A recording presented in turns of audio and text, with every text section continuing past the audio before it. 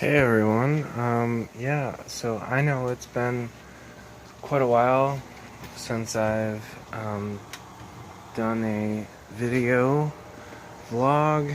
Um, a lot of his, a lot has been going on. It's been quite a ride this summer. A first cousin who has been very close to me ever since I was born is dying of brain cancer at the ripe age of about 49, and it's been really tough. As a matter of fact, she only has about a week left on this earth, before she goes. And it's just it's not only tough for me, it's really tough for her daughter being only 13 and her estranged husband who, you know, Lord only knows what he's doing these days. Myself, on the other hand, I have been busy, really busy with the things going on at my house. I have acquired a tenant, and I'm about to acquire two more in the next week. And this is a way, as I have saw it way back in 2012 when I built my house, as a way of establishing some sort of income, in my area, because my area is rural. It's rough finding jobs. A lot of people, for some reason, a lot of people from the city who are on SSI decide to come up here, and the possibility of, just escaping, all the ridicule from the city where they can't find jobs. They'll just come up here and chill out. And I guess that's, in essence, I guess that's what I've done. But now I have done it due to the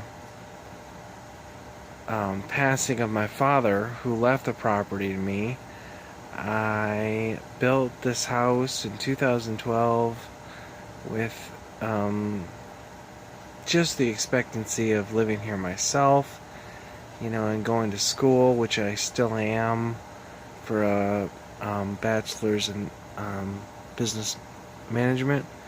However, I don't know how everything is going to play out in the future. And that said, I wanted to go ahead and talk more about the automation in this country and its effects worldwide.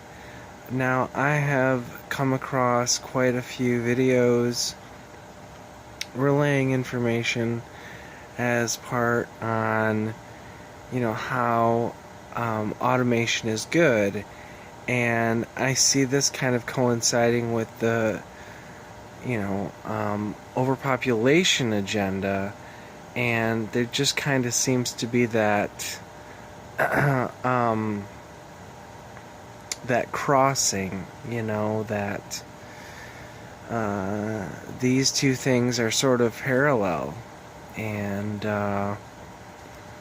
I really want to dispel this belief of all this horror that is, come about, of fear.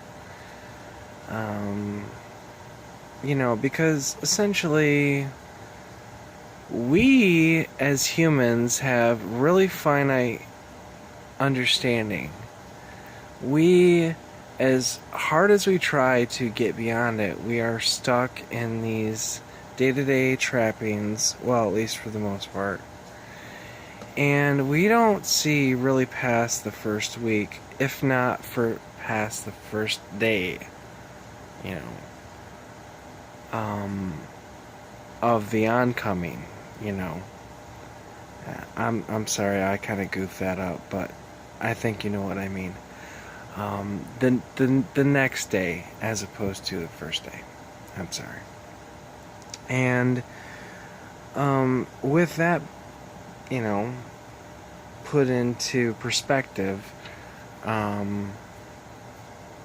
these lack of future premonitions, I mean, I understand and I totally get the fact of subconsciousness.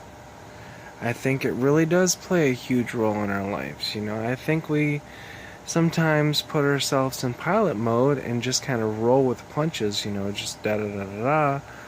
But, you know, sometimes there are little pings or chinks in our armor, as it's so pressingly put these days.